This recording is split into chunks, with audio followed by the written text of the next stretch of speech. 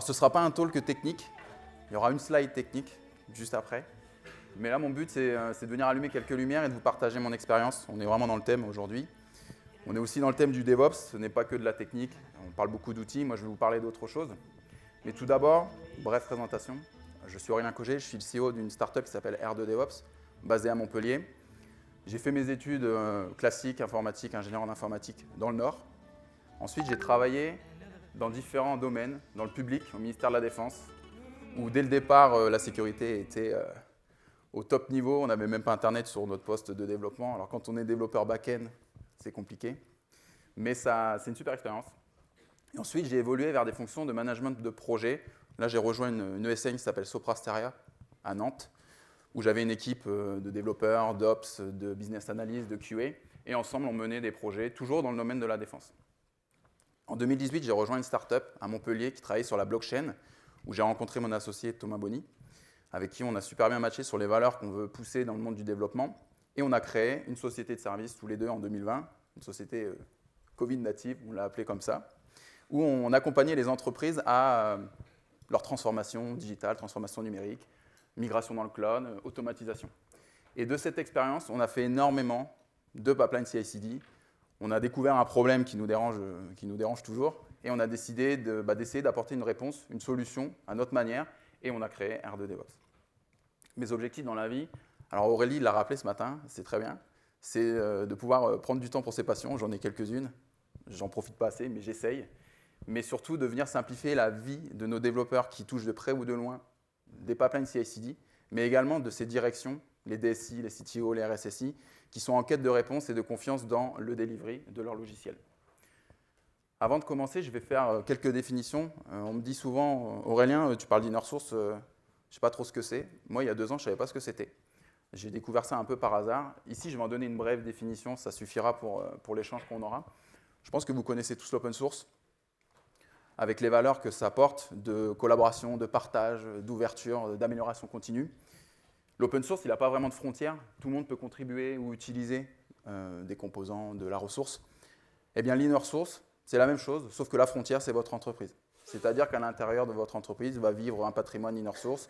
Vous allez avoir des collaborateurs et des utilisateurs. On ne va pas plus loin aujourd'hui pour la définition, ça suffira amplement. Ça, c'est la slide la plus technique du talk. Le deuxième terme, c'est le pipeline CI/CD, ou là. Alors moi, je dis le. Qui dit le ici? Pipeline CI/CD? Ok, pas beaucoup. Et qui dit la pipeline CI/CD? Ah, ok, bon. Vous m'excusez par avance, moi j'ai l'habitude de dire le, ce sera le, mais les deux fonctionnent. Moi je le définis d'une manière très simple, le pipeline CI/CD, je ne veux pas rentrer trop dans la technique, mais pour moi c'est la colonne vertébrale de votre delivery. C'est par là où vous allez coder vos propres étapes. Donc les étapes que j'ai mises ici, c'est du classique, mais ça vous appartient, ça appartient à l'entreprise.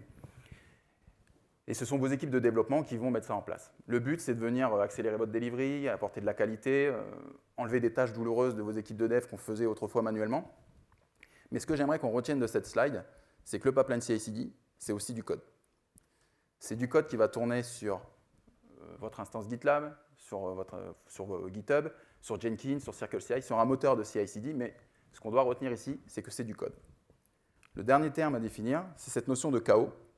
Alors le chaos, voilà, on peut représenter le chaos de cette façon-là. Il y a une phrase très concise en anglais que j'aime beaucoup, qui est celle-ci. Mais c'est une situation que personne n'a envie de vivre, encore moins dans une entreprise, où on ne maîtrise plus rien et tout part en vrille. Alors avant de creuser un peu plus dans le sujet, je voudrais vous poser quelques questions. Qui ici code ou a déjà codé des pipelines CI/CD? Vous pouvez lever la main pour que je sonde un peu. OK. Parmi vous, est-ce que certains ont mis en place des routines? Alors ça peut être mensuel, hein, il n'y a pas de fréquence définie, mais pour revoir ce code-là de temps en temps. L'améliorer, l'optimiser, le refactoriser. OK, beaucoup moins. Et ensuite, qui parmi vous se sent un peu seul quand on parle de pipeline CI/CD dans son équipe ou dans son entreprise? La question, OK. Donc typiquement, dès qu'on parle de pipeline CI/CD, ça va être pour vous. C'est ça là, OK. Bon, ça, c'est des questions qui m'intéressent énormément.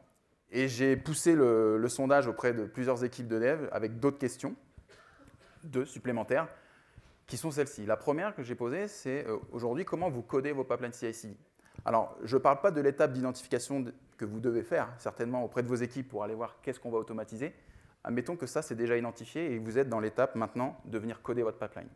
Première réponse que j'ai eue, j'ai des personnes qui se souviennent que dans leur entreprise, ils avaient déjà un projet similaire, une stack similaire, des étapes similaires, et qui se trouvent dans leur GitLab, dans leur GitHub. Donc on part à l'aventure, on va chercher une configuration CI/CD quelque part, on la trouve, on est content, on l'applique sur le projet, ça ne marche pas. Donc on commit, on commit, on commit, et on a un pipeline qui commence à fonctionner. Deuxième réponse, j'ai des équipes qui ont la chance d'avoir, on va les appeler Sandra et Thomas, des Sandra et des Thomas en interne, qui sont des DevOps experts, des CI/CD experts, des platform engineering, des pipeline makers. Vous les appelez comme vous voulez, mais ce sont ces personnes qui ont levé la main à la troisième question, à qui on fait appel quand on a besoin d'expertise sur les CI/CD. Donc ça, c'est très bien parce qu'on a toujours des pipelines aux petits oignons. Le problème, c'est que des pipelines, on en a de plus en plus, ou alors vous me direz le contraire tout à l'heure, mais ces personnes-là, on n'en a pas de plus en plus dans les équipes. Donc au bout d'un moment, ça va coincer, et on risque aussi d'avoir ce qu'on appelle des SPOF, des Single Point of Failure, et qui sont très critiques dans une équipe projet. Troisième réponse que j'ai eue, j'ai ce que j'appelle des ninjas. Alors ça a été fait en France, je ne sais pas comment ça se passe en Suisse, mais en France, on a quand même souvent le réflexe de vouloir tout redévelopper. À chaque fois, on part sur un nouveau pipeline et on refait, on va toujours refaire. Ça a un avantage, on a toujours des pipelines très frais, mais on passe énormément de temps à chaque fois à vouloir redévelopper. Je ne sais pas si chez vous c'est comme ça, mais chez nous en tout cas, c'est une tendance. Donc ça a une certaine vertu, mais ça peut poser certains problèmes également en termes de temps et de ressources à allouer. Quatrième réponse que j'ai eue, j'ai des personnes qui ont commencé à se rendre compte qu'on refaisait souvent la même chose, qu'on réinventait la roue, et qui ont construit en interne, soit un dossier, un repo Git, peu importe, mais un point où on va retrouver nos ressources pour créer le pipeline de demain. Un point central où on va pouvoir même contribuer ou améliorer. Sur GitLab, on peut faire ça avec des templates ou des components. Sur GitHub, avec des actions. Sur Jenkins, avec des shared lib. Ces personnes-là, pour moi, c'est les super-héros, les super-héroïnes. Est-ce que par ici, il y en a? Personnes qui sont dans cette démarche d'avoir de la connaissance des workflows réutilisables. Super. Alors, votre entreprise, elle a de la chance de vous avoir, et moi, je ne peux que vous encourager à continuer dans ce mouvement. La deuxième question que je leur ai posée, c'est maintenant que vous avez mis en place vos pipelines CI/CD, vous vous souvenez, on a dit que c'était du code, donc forcément, du code, il faut le maintenir. Donc, je pose la question, comment vous maintenez vos pipelines CI/CD? Première réponse que j'ai eue, assez trash, Aurélien, j'ai pas le temps. Bon, là, clairement, la question dérange, donc je passe. Deuxième réponse que j'ai eue, on me dit, écoute, ça m'intéresserait, mais on ne me l'a pas demandé, et je ne pense pas que ce soit chiffré, je ne pense pas qu'on puisse le faire.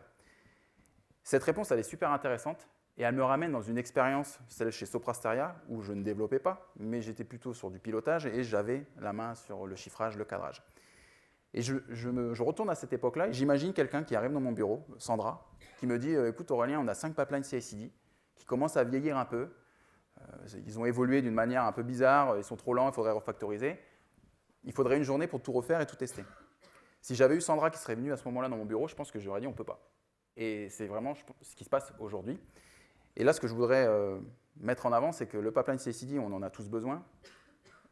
Il faudrait pouvoir aussi l'estimer dès le départ pour que quand on a des personnes volontaires pour venir l'améliorer, parce que c'est quelque chose qui va vivre avec votre projet, et bien que ce soit pris en compte au fil de l'eau dans le cadrage et dans vos développements. Troisième réponse que j'ai eue, on me dit Aurélien, le pipeline CI/CD, il marche, écoute, on n'y touche pas. Alors oui, ça marche, tous les pipelines CI/CD que je vois fonctionnent. Par contre, ce qui est faux, c'est que vous allez y toucher. Si vous n'y touchez pas régulièrement, vous allez y toucher à deux moments, soit quand ce sera trop tard ou pas le bon moment. Dernière réponse que j'ai eue et qui est vraie également, hein, tout ça, on l'a vérifié ensemble, c'est que j'ai des pipelines qui sont très hétérogènes. Donc ça devient compliqué pour un développeur ou un Ops de venir mettre les mains dans quelque chose qui est très hétérogène. On va passer beaucoup de temps à refaire plusieurs fois la même chose. Et en plus de ça, c'est rarement documenté. Le pipeline CI/CD n'est pas documenté.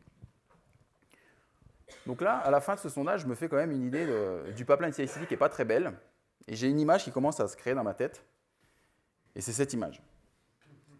C'est l'image du pipeline CI/CD qui devient un bazar technique qui fonctionne, et je le souligne, et je le soulignerai encore dans la présentation. Ça fonctionne, je ne suis pas là pour vous dire que vos pipelines ne fonctionnent pas. Mais par contre, quand on commence à regarder ce qu'il y a dedans, ça commence à faire flipper. On a des contributions très hétérogènes, on n'a plus envie de mettre les mains dedans, on sent qu'on perd le contrôle de ces pipelines CI/CD. Avec ces équipes, j'ai décidé d'aller un peu plus loin, pour ceux qui me l'ont autorisé, d'aller fouiller dans ces pipelines CI/CD, d'aller vérifier si cette image que j'avais était vraie. Pour ça, on a analysé le code des pipelines CI/CD, on a dressé un constat. Je vous partage 3 indicateurs. Le premier indicateur qui est pour moi dramatique, c'est la présence de credentials, de variables, d'informations sensibles qui sont trop facilement accessibles dans vos pipelines. comme si, sur cette armoire électrique qu'on a vue juste avant, on avait la combinaison sur la porte. Bon, ça ne sert à rien, on ouvre l'armoire, on fait ce qu'on veut dedans. Deuxième point critique, c'est l'hétérogénéité de ce qu'on voit dans vos pipelines CI/CD. Vous avez des pipelines CI/CD dans vos projets qui vont faire plusieurs fois la même chose, mais le code n'est pas fait pareil. Donc ça va générer de la dette technique que vous allez devoir maintenir dans le temps, et ça devient douloureux. Le troisième point, peut-être le plus grave, c'est la présence de composants que vous mettez, qu'on trouve dans les pipelines CI/CD, qui viennent d'origine qu'on ne connaît pas. On va chercher des dépendances, des ressources, ça va fonctionner, on laisse ça dedans, mais on ne sait pas d'où ça vient, et donc par définition, on ne sait pas vraiment exactement ce que ça fait. À la rigueur, les chiffres, ce n'est pas le plus important. Le plus important, ça va être les impacts pour, d'une part, l'entreprise et vos équipes de développement. Les entreprises, elles n'ont aucun contrôle, aucun moyen d'être confiantes sur le delivery, sachant que les pipelines CI/CD sont faits avec des choses qu'on ne maîtrise pas. Et là où c'est dramatique, c'est que le pipeline CI/CD, il accède à énormément d'informations. Il va accéder à votre code applicatif, parce qu'il va devoir le builder, le tester. Il va accéder à vos credentials, à vos cloud providers pour pouvoir déployer en votre nom dessus. Et donc, indirectement, il accède à tout. Et il suffit d'un élément là-dedans qui déconne pour pouvoir remonter un peu partout sur votre code, sur vos environnements, sur vos trousseaux d'accès. Et c'est pour ça que les supply chain attaques, elles sont si dramatiques, parce que l'onde de choc, pour identifier le périmètre, c'est très compliqué, et aller fouiller dans ces systèmes-là, c'est aussi très compliqué. Deuxième problème majeur, qui est lié à la développeur expérience, c'est en tant que développeur, moi, si on me dit, écoute Aurélien, il faut que tu mettes à jour le pipeline, cette armoire, j'ai pas du tout envie d'y aller. J'ai pas envie de mettre les mains là-dedans, c'est trop dangereux, je risque de casser quelque chose. Je vais mettre énormément de temps à comprendre ce qui marche avant de pouvoir intervenir, sachant que ma tâche doit être peut-être simple. Donc ce que je vais faire naturellement, c'est que je vais me mettre à côté, je vais créer mon bout de script qui va bien, et après je vais venir le brancher. Et on se retrouve avec des systèmes comme ça, qui évoluent, qui deviennent ingérables, maintenables. Donc mon but aujourd'hui, c'est, première étape, on a terminé avec la première étape, c'est d'allumer quelques lumières sur l'importance du pipeline, ce à quoi ça accède, et pourquoi ça peut être critique dans votre organisation, sachant qu'aujourd'hui, le code applicatif, on y fait très attention, le pipeline CI/CD, un peu moins. La deuxième partie du talk, parfait, c'est de vous partager mon expérience sur l'inner source et pourquoi je pense, je crois, que ça peut nous aider à éviter ce qui arrive, en tout cas ce qu'on voit dans les pipelines CI/CD. L'inner source, on peut l'appliquer sur plusieurs domaines. Aujourd'hui, on va parler de l'inner source pour du code des pipelines CI/CD, mais vous pouvez avoir des démarches inner source pour de la documentation, pour des processus. Je pense que vous en faites tous plus ou moins sur certains domaines. Aujourd'hui, on va se concentrer sur le code des pipelines CI/CD. Ce que je veux vous partager aujourd'hui, c'est ce que je vois depuis plusieurs mois, 2 ans, sur le terrain, pour ceux qui veulent mettre en place de l'inner source et comment moi je peux les aider à faire que ça marche.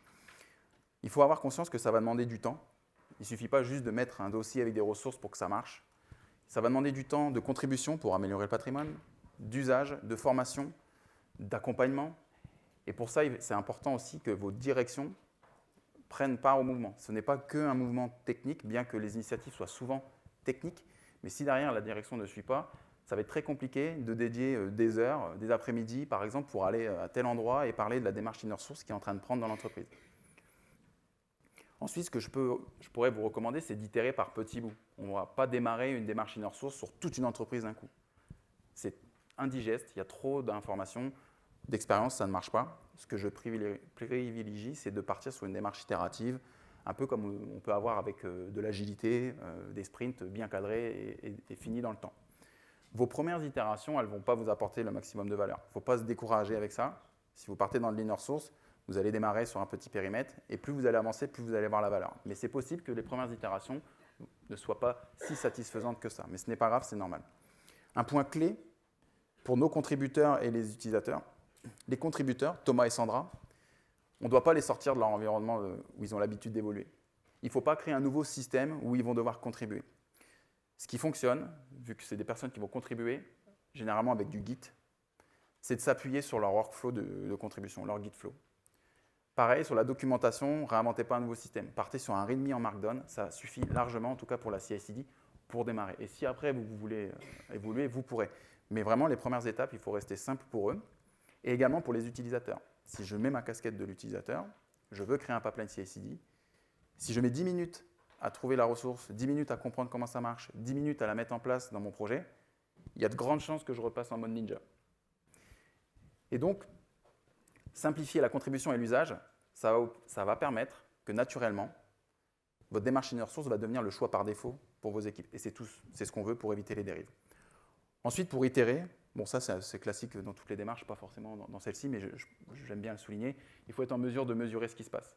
Si on met en place des templates, des actions, par exemple sur GitHub, si on est incapable de dire où est-ce que c'est utilisé ou où est-ce que c'est pas utilisé, c'est pas intéressant, c'est qu'une première étape. Donc mesurer son usage pour après peut-être accompagner les équipes qui n'ont pas encore passé le cap d'utiliser vos ressources inner source. Avant de se lancer, vous pouvez déjà capter quelques signaux. Si vous ne les avez pas, vous pouvez aller les chercher. C'est un exercice intéressant d'aller poser les 2 questions que j'ai posées à ces développeurs à vos équipes. Comment vous codez les pipelines et comment vous les maintenez. Vous allez apprendre énormément de choses. Et si dedans, vous découvrez qu'il y a des petits signaux, on a de la duplication de code, bah nous, on a déjà fait un dossier avec des templates réutilisables. Si vous avez ce genre de choses, c'est que vous avez identifié déjà vos premiers contributeurs, vos futurs champions. Ensuite, définissez des objectifs assez simples. Qu'est-ce qu'on veut en faire de cette démarche inner source? Qu'est-ce qu'on veut améliorer? Donc, il y a des objectifs qui sont assez classiques de la démarche inner source, d'harmonisation, de ne pas perdre la connaissance, de ne pas réinventer la roue. Mais essayez aussi d'avoir des objectifs qui sont mesurables, quantifiables, parce que votre direction, c'est ça qu'elle attend. Si vous lui dites, on a mis une démarche inner source, c'est super, on a des pipelines qui sont tous pareils, ok. Par contre, si vous lui dites, nos pipelines ils sont tous pareils, et maintenant pour auditer nos 1000 projets, ça prend 10 minutes, plutôt que 6 mois avant, c'est beaucoup mieux. Donc à cette étape-là, vous avez normalement déjà des sponsors, des contributeurs, vos futurs champions, des utilisateurs, il n'en faut pas non plus énormément. Et un dernier point qui est important, alors je le souligne, hein, c'est un détail, mais cette démarche inner source, c'est rarement vu comme une priorité pour vos entreprises. On comprend tous la valeur, on est tous alignés avec ça. Par contre, ce n'est jamais une priorité et le risque, c'est que ça glisse et que ça ne soit jamais fait. Donc je vous encouragerai à vraiment mettre dans les agendas des créneaux dédiés pour ceux qui doivent migrer des pipelines, dans notre cas, pour que ça puisse être fait. Si ce n'est pas fait, d'expérience, ce qui se passe, c'est que tout glisse et on ne le fait pas. Et ensuite, vous rentrez dans une démarche itérative sur un petit périmètre. Vous prenez une dizaine de projets, vous prenez quelques semaines, il n'y a pas besoin de beaucoup plus, et vous appliquez cette démarche inner source. Et ensuite, vous présentez les résultats. C'est là que ça va être intéressant. Si vous avez défini des objectifs quantifiables, généralement, c'est irréfutable et ça vous permet d'aller à l'étape d'après. Donc, vous présentez ça à votre direction, aux futurs contributeurs, aux futurs utilisateurs. Est-ce qu'on a atteint les objectifs? Parfois, c'est possible que non, mais du coup, on engage une discussion. Si on les a atteints, présenter les critères de succès. Et ce qui fonctionne bien, c'est de montrer comment on faisait notre pipeline CI/CD avant et comment on le fait maintenant. Par exemple, si on reprend le cas du SPOF avec Sandra et Thomas qui étaient sollicités à chaque fois qu'on a besoin de faire un pipeline, eh bien aujourd'hui, on peut présenter un développeur qui peut faire ça de manière autonome, sans déranger nos experts pour venir l'aider à mettre en place un pipeline CI/CD. Chaque itération, elle doit vous permettre d'embarquer un peu plus de monde, soit un peu plus de projets, donc pour appliquer cette démarche inner source sur plus de projets, mais aussi un peu plus de contributeurs. Donc en récap, commencez par identifier les signaux. Ça, je pense que c'est la première étape qui vous dira si vous avez envie d'aller plus loin ou pas. Et ce n'est pas nécessairement le cas pour tout le monde, mais c'est un super exercice de poser la question à vos équipes de dev, comment on met en place les pipelines et comment on les maintient. Ensuite, vous avez vos objectifs avec vos critères, vos premiers contributeurs, un périmètre petit, cadré dans le temps, et vous appliquez cette démarche inner source et vous présentez les résultats. Ensuite, ça vous permettra d'itérer et d'appliquer le mouvement à l'échelle, puisque c'est ça qui est important. Une démarche inner source qui reste dans une petite équipe, pour moi, on n'exploite pas la valeur complète de l'inner source. L'idée, c'est que ça prenne à l'échelle. Donc maintenant, l'inner source, je vous ai dit, j'ai rencontré ce concept il y a 2 ans. Et pour moi, c'est une super rencontre dans le domaine de la CI/CD. Parce qu'aujourd'hui, je trouve que la CI/CD, c'est tout de même le parent pauvre du développement. C'est trop souvent vu comme du bricolage, qui fonctionne très bien, mais je pense qu'on peut lui donner une autre valeur. Et ce que je vois sur le terrain depuis plusieurs mois, ce sont les résultats de ces entreprises qui appliquent des démarches d'inner source que je veux vous présenter ici. Si vous avez ces objectifs dans vos entreprises d'harmonisation de la connaissance, d'harmonisation de pratiques DevOps, dont la CI/CD peut en faire partie, l'inner source peut être un super allié. Si vous remarquez que vous perdez de la connaissance, quand un prestataire arrive, qui met un pipeline, qui s'en va, vous n'êtes pas capable de le maintenir, quand vous avez des développeurs qui partent et que vous avez des pipelines que vous ne savez pas maintenir, vous allez perdre de la connaissance. L'inner source peut vous aider également dans ce cas. Si vous avez des objectifs de rendre vos devs un peu plus autonomes sur certains domaines, d'aller effacer ces SPOF qui deviennent critiques, de rendre vos développeurs plus à l'aise avec les pipelines CI/CD, l'inner source peut également vous aider. Au niveau de la maintenance et de la dette technique, je lis les deux ensemble. Si vous êtes dans une démarche inner source, c'est beaucoup plus simple à maintenir et vous allez drastiquement réduire votre dette technique. Un autre point que j'ai découvert qui est très intéressant, peut-être qui concerne un certain nombre d'entreprises dans le bancaire, dans la défense, avec des criticités et des niveaux de sécurité élevés. Ces entreprises, elles sont soumises à des normes, à des certifications, à de la mise en conformité. Et pour cela, elles doivent donner des réponses à ceux qui viennent les auditer. Et aujourd'hui, quand on vient auditer les pipelines CI/CD, c'est l'aventure. On va interroger toutes les équipes, on va analyser tout le code des pipelines, on va harmoniser les résultats et on donne une réponse dans 3, 4, 5 semaines, plusieurs mois. Et ce n'est pas ce qu'on attend quand on se fait auditer. Si vous êtes dans une démarche inner source, vous allez pouvoir rassurer ceux qui viennent vous auditer. Vous allez leur présenter comment vous créez vos pipelines CI/CD, vous allez leur présenter votre patrimoine d'entreprise et comment il est utilisé dans vos projets. Et là, vous me donnez une réponse qui est rassurante et qui montre que vous êtes mature et conscient que ça peut poser des problèmes de sécurité dans votre entreprise. Parce que la clé, c'est celle-ci. Mettre en place de la conformité, c'est très bien, mais le but quand même pour une entreprise, c'est d'éviter le chaos et d'éviter la prochaine supply chain attack. Ces entreprises qui ont passé dans cette démarche, qui sont passées dans cette démarche inner source, elles ont changé d'image et elles ont changé aussi mon image que j'avais de la CI/CD quand j'ai commencé mon enquête. Et elles sont passées d'un modèle qui était dangereux, chronophage à maintenir, imprévisible, jetable bien souvent, vers un modèle qui est beaucoup plus sécurisé, beaucoup plus facile à observer, à auditer, à rendre conforme et également beaucoup plus pérenne. Alors vous savez que je suis passionné par le sujet. Je vous ai dit en intro qu'on avait découvert ce problème et qu'on a décidé d'y répondre à notre façon.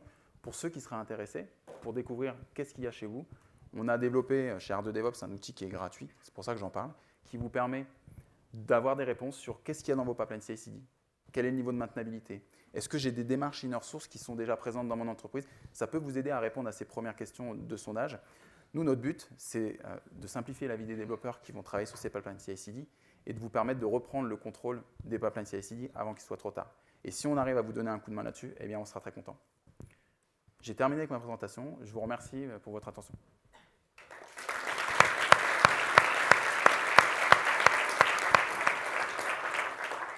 Merci beaucoup, Aurélien. Des questions pour Aurélien. Ça y est, le cube. Ah ouais, je le veux. Ah, ben il est là. Je suis venu exprès pour ça. Ouais. Avec pas le pied quand même. Non, on n'a pas le pied. C'est où? Oh, bingo!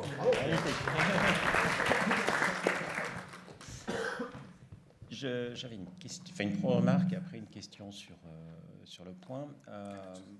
Quand je voyais les écueils des équipes qui étaient mentionnées au début, j'ai surtout l'impression que c'est les équipes qui ont raté leur transformation DevOps et qu'en fait, on a des équipes de dev qui continuent à compter sur une équipe dite DevOps pour faire ces pipelines. Alors pour moi, on est censé, je ne vois pas trop les raisons de faire une distinction entre le code qui sert au pipeline et le code de l'appli qu'on a sous-jacent. Et quand on essaye de rentrer dans une démarche inner source, comme tu mentionnais, comment on fait pour réussir à avoir des gens qui sont déjà pas autonomes sur leur propre projet, qui vont rentrer dans une démarche collaborative pour créer du logiciel open source. Et ce que j'ai pu tester, j'ai vécu pas mal de frameworks d'entreprise dans des grandes entreprises, c'est que ça devient, il y a deux écueils principaux. Le premier, c'est les managers qui cherchent à s'en servir pour contrôler la façon dont les gens vont faire. Et du coup, ça devient un obstacle à l'initiative des projets qui s'en servent. Et puis le deuxième, c'est qu'on n'a pas la même qualité que ce qui peut être fait dans un produit open source, ce qui fait qu'il y a beaucoup de fonctionnalités qui n'ont pas été suffisamment réfléchies, qui n'ont pas été maturées, ce qui fait que régulièrement, quand on veut faire un changement sur son propre périmètre, on se retrouve à devoir aller faire un changement, une release sur le framework central parce qu'il manque des fonctionnalités qu'on souhaite, avant de pouvoir soi-même les avoir dans son projet. Du coup, on passe par un double process de release, dont une release qui est partagée avec les autres, des adhérents, et ainsi de suite. Et du coup, ça crée encore plus de réticence à se maintenir sur les dernières versions des inner projets. Il y a plus de risques d'avoir des régressions sur des projets internes que sur des projets open source. Est-ce que tu as des astuces pour voir comment on arrive à adresser ce genre de soucis? Après, il va toujours y avoir à un moment une initiative qui va partir d'un endroit, d'un projet, qui va être appliquée à un projet.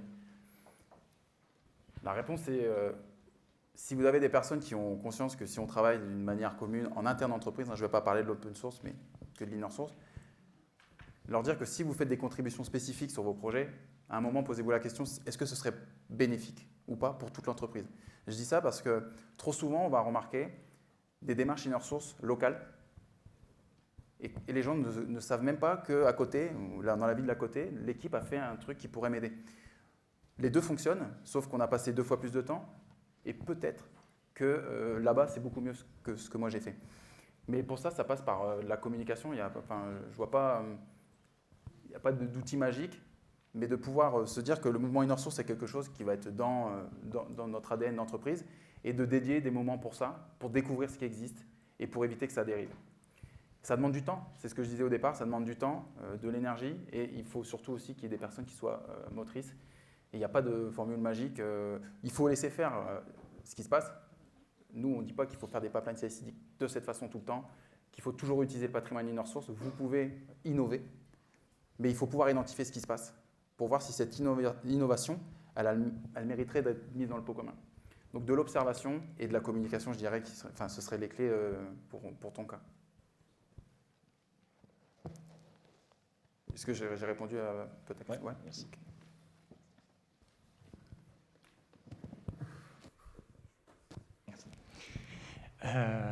Petite question, merci pour la présentation. C'était de savoir effectivement, est-ce que ça vient remplacer une équipe finalement centralisée et que tout le monde est responsable, ou est-ce que finalement c'est un complément, c'est-à-dire que ça permet d'être plus agile, de pouvoir avoir de la liberté au niveau des équipes, mais de garder une équipe peut-être un peu centralisée, qui sait au moins vers quoi elle va, parce que des fois, de standardiser, c'est bien, mais on fait grossir et puis ça devient un monstre, alors qu'en fait, ça mériterait d'avoir 2 pipelines, ce genre de choses. Donc, même pour la sécurité, on en parlait. Des fois, c'est juste, ça part d'une bonne idée et puis on a mis une faille. Donc, est-ce que justement, ça vient compléter cet aspect équipe centrale, ou c'est l'idée de la remplacer quand même pour que tout le monde, ce soit l'affaire de tous, un peu comme la sécurité finalement? Non, alors, il faut que ce soit l'affaire de tous. Pour ça, il faut que ce soit visible, facilement accessible. Mais après, ce qui se passe généralement, c'est qu'il y a des experts qui restent. Ils n'ont pas le droit de veto, mais qui restent. Il y a des Thomas et des Sandra qui vont rester. L'équipe va grandir. Mais c'est possible d'avoir une équipe de contributeurs, de producteurs de super templates. Mais ce qui manque aujourd'hui, c'est de pouvoir les utiliser facilement. On ne peut pas enlever ces personnes qui vont produire, comme vous avez des personnes qui produisent des librairies de code magnifiques. Et nous, on est juste là à les tirer sur un registre pour les utiliser. Bon, on sera incapable de la redévelopper, mais on sait les utiliser. Si on arrive à créer ce mouvement-là, moi, je n'ai pas de problème avec ça. Le but, c'est de pouvoir observer ce qu'on utilise et de donner des outils pour que tout le monde travaille d'une manière commune. Mais forcément, à un moment, dans les organisations, on va retrouver des experts qui vont plus contribuer, qui vont dire là, ce que tu as fait, ta contribution, ça fonctionne, mais ça serait mieux comme ça pour X raisons. Et c'est bien, parce que c'est les personnes qui ont de l'avance, c'est les personnes qui font de la veille et qui viennent aussi améliorer la façon dont vous allez contribuer dans votre repo Inner Source. Donc ça ne remplace pas tout le monde, mais ça permet de travailler tous d'une même façon. Tu peux envoyer le truc là-bas si tu veux. Ah non, c'est pas long. Donc bonjour Aurélien, merci pour la présentation. Alors depuis tout à l'heure, tu spams 2 prénoms, Thomas en fait. Et voilà. Est-ce qu'il faut obligatoirement embaucher ce genre de personnes ou les éviter en fait par rapport aux équipes justement? Alors moi, j'ai rien contre ces prénoms, hein, bien non, évidemment. Je vais vous faire une confidence tout de même. Je cherchais des prénoms de DevOps experts. J'étais parti sur Jean-Patrick, c'est trop compliqué. Et donc Thomas, c'est mon associé, qui est pour le coup très compétent sur les pipelines CI/CD. Et Sandra, c'était notre responsable marketing, qui nous a fait tous les logos et tout ça. Donc voilà, c'est pour ça que je parle d'eux. Après, dans vos équipes, forcément, si vous faites des pipelines CI/CD, il y a quelqu'un qui l'a fait. Alors, c'est peut-être pas fait dans l'état de l'art, vous allez peut-être même appeler des prestataires ou autres, mais vous avez quelqu'un qui connaît à peu près le sujet. Si vous voulez mettre des pipelines CI/CD, il va vous falloir des personnes qui le font. Donc, soit vous passez par la formation directement, mais vous allez avoir besoin de vos premiers contributeurs, de vos premiers champions pour initier le mouvement. Il n'en faut pas beaucoup. Si vous démarrez sur un périmètre petit, ça va très bien ensemble, mais il vous faut quand même quelqu'un qui a envie de le faire et qui connaisse un minimum. Donc après, il y a de la formation qui peut être faite assez rapidement.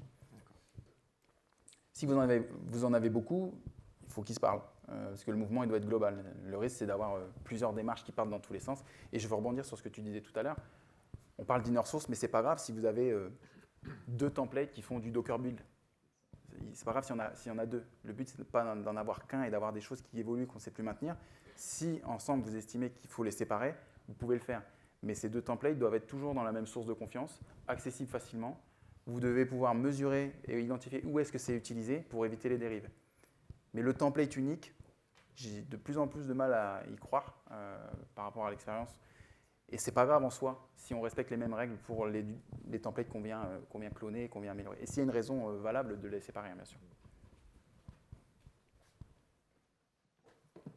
Il y a Tout au fond.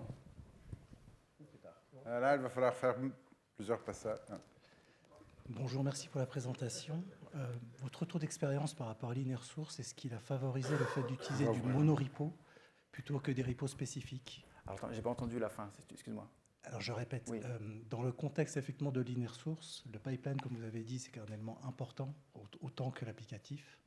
Est-ce que votre retour d'expérience par rapport à des clients font que dans un contexte de monorepo, on favorise finalement l'utilisation et la réutilisation de la connaissance sur les pipelines, ou le fait d'avoir des repos spécifiques ne pose pas cette problématique? Alors c'est vrai que le monorepo, ça peut favoriser. Aujourd'hui, nous, pour rien vous cacher, dans les sondages, on a très peu interrogé de personnes qui sont en mode monorepo. Après, sur la philosophie monorepo, je pense que oui, ça peut grandement aider à rendre visible tout ce qui se passe. Ça pose d'autres problèmes, notamment dans le terme du pipeline, quand on a envie de builder qu'une partie, parce que le pipeline il va durer 4 jours. C'est des problématiques qu'il peut y avoir dans les monorepos. Mais en tout cas, la philosophie permet d'avoir un regard complet. Sur le côté inner source, quand nous, ce qu'on pousse comme démarche, c'est d'avoir un repo Git avec vos templates. Voilà. Ça peut être un monorepo, voilà, là où vous allez mettre votre connaissance.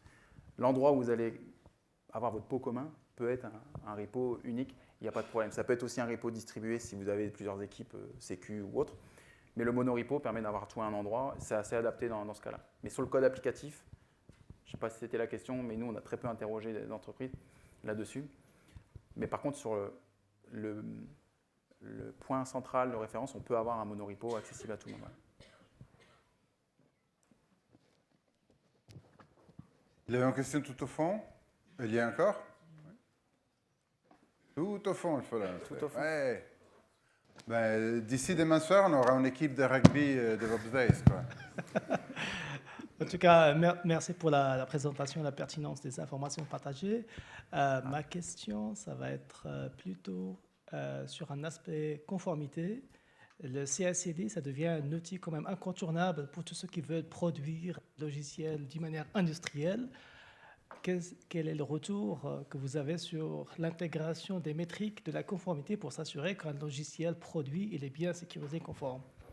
Est-ce qu'il y a en plus des industrialisations que vous avez citées en matière de templates, de renforcer les connaissances, les compétences des développeurs, des DevOps ingénieurs? Comment on peut faire cohabiter tout ça en rajoutant une couche supplémentaire qui est s'assurer que le logiciel est bien conforme et sécurisé? Merci. Je ne sais pas si la question est claire. Ouais, non, mais je vais répondre à une partie, tu me diras si je suis à côté ou pas. C'est bien de parler de conformité, c'est un sujet, surtout sur les pipelines CI/CD, on parle de conformité de code, il y a beaucoup d'outils où vous allez analyser votre code, vous allez lui faire plein de trucs. Mais quand on parle du pipeline CI/CD, on sait rarement ce qu'il y a dedans. Et aujourd'hui, il y a une réglementation qui s'appelle NIS 2, qui arrive en octobre apparemment, d'après les textes, qui parle de supply chain. Et je trouve ça très intéressant, parce qu'on va commencer à regarder le code qu'on utilise pour industrialiser nos développements. Et donc, le code des pipelines CI/CD en fait partie. Aujourd'hui, il n'y a pas vraiment de critères. Moi, la réponse que je veux apporter à ces directions, c'est est-ce que vous savez comment vous développez, vous déployez? Est-ce que vous savez ce que vous mettez dedans? Et les templates, vos pipelines CI/CD, ça reste votre propriété. C'est vous qui allez le créer. Donc, vous définissez vos séquences. Mais ce que je veux, c'est que vous soyez en mesure d'identifier est-ce que tous nos projets vont bien faire, par exemple, du sonar ou vont bien faire des tests unitaires. Aujourd'hui, pour avoir la réponse, vous allez regarder tous vos pipelines CI/CD, mais c'est souvent l'aventure. Le fait d'avoir une démarche inner source, vous allez donner des templates qui font des choses que vous maîtrisez, et ensuite vous allez pouvoir mesurer, et cet audit de mise en conformité va être beaucoup plus simple. Donc il n'y a pas vraiment encore de critères, c'est plutôt un concept de venir prendre le contrôle et maîtriser ce qu'on met dans nos pipelines pour que, lorsqu'on se fait interroger, on arrive à donner la réponse. Moi, je sais exactement les outils que j'utilise, je sais exactement les dépendances qu'il y a dedans, je sais exactement la visibilité de mes variables et mes secrets qui sont utilisés pour déployer. J'espère qu'on en saura plus d'ici fin d'année avec des critères plus précis. Mais en tout cas, nous, ce qu'on voit aujourd'hui, c'est que les entreprises qu'on aide pour mettre en conformité, on leur donne surtout de la visibilité, de la facilité d'usage et d'audit. Mais le contenu des pipelines, c'est toujours à vous de le faire. Moi, je ne suis pas là pour vous dire votre pipeline, vous devez faire tel job, tel template. Merci. OK, Merci. thank you very much. Est-ce que je peux prendre une photo? C'est possible ça? You ask the public. Ouais? Ah, super. Do you want me to take one for you? Allez. Non, comme ça, c'est bon.